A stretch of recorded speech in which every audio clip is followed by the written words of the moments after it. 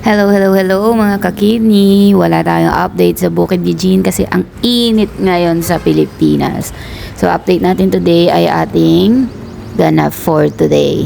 So ang video na to ay kuha kahapon March 5, 2025 at kami ay pumunta sa Santos Clinic dahil ang tenga ni Kel ay sumasakit. So mabilis lang naman, mga 2 hours and almost 3 hours kaming naghintay. So okay naman, nilinis lang yung kanyang tenga and hanggang ngayon sumasakit pa daw kaya may binigay din naman yung doktor na gamot na ipinapatak. So dahil nga nasa Malolos na rin naman tayo, susulitin natin ang ating biyahe kaya po dumaan na kami sa BMC para kunin ang laboratory. Dito na naman kami. Back in BMC, kukuha ng laboratory result dahil may check-up mamaya. Uy, walang pila. Pila. At yan nga, as you can see, wala masyadong pila. Kaya mas maganda talaga pumunta ng late sa BMC kapag magpapalaboratory or kukuha ng resulta. Kasi tapos na nilang i-accommodate yung mga magpapalaboratory na may fasting, which is sa morning.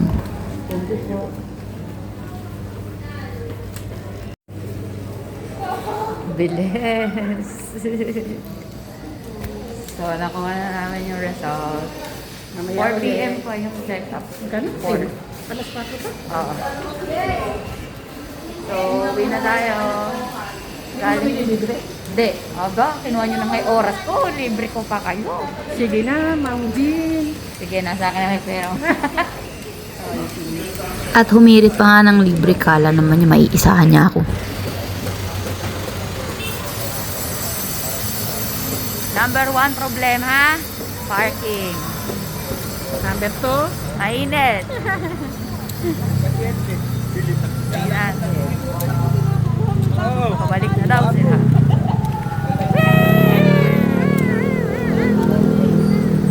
Ginity! Dito yun eh.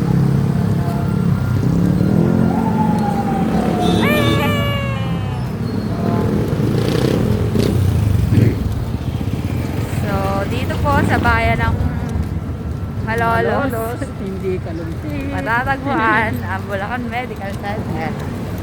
Hindi sa bayan ng Kalumpi. Jennifer. Nasaan na sila? Layo naman ang pinagparada. Sabi ko kasi huwag naman. Kaya nga sabi ko sa iyo, ako na lang. Eh paano ka namin mahahanap? Hindi, pupunta na naman. Oo nga, layo na yan. Marloni. Yan. For the go! Ang ating artistang kotse. For the go! At yan nga, kasama natin si Papa Marlon at si Nongni. Siya po ang boyfriend ni Ate Jaja. At syempre, kapag napunta ng Malolos, hindi pwedeng hindi magbubuko. Dito yan sa tapat ng 77 Inn. At legit talaga sila yung nauuna na tindahan pag galing ka ng Malolos at masarap ang kanilang buko. Meron din silang mga tinda na pagkain. Ang binili namin ay pop rice at chicharong baboy. And yes, nakakainom na po ng malamig na drinks si mother. So yeah, di ko na na-videohan. Umuwi muna kami niyan sa bahay dahil magto-12 pa lang that time. And yung check-up kasi ni Mama sa Sacred Heart ay 4 p.m. At di na rin ako nakapag-video kasi nung pagdating namin, si Mama na agad yung tinawag. And ako ngayon nag-drive ng sasakyan papunta ng Sacred Heart at for the hirap ang parking kaya nagtatatakbo ko kanina pag-akyat. Yung park ko, balagbag na lang dahil wala na akong choice dahil si Mama na nga yung next in line. Okay naman ang kanyang check-up sa kanyang on-ko, hindi nga lang mismo yung on-ko niya na si Dr. Alaba dahil wala siya. So, reliever lang yung nakausap namin. And tuloy pa din ang kanyang chemotherapy.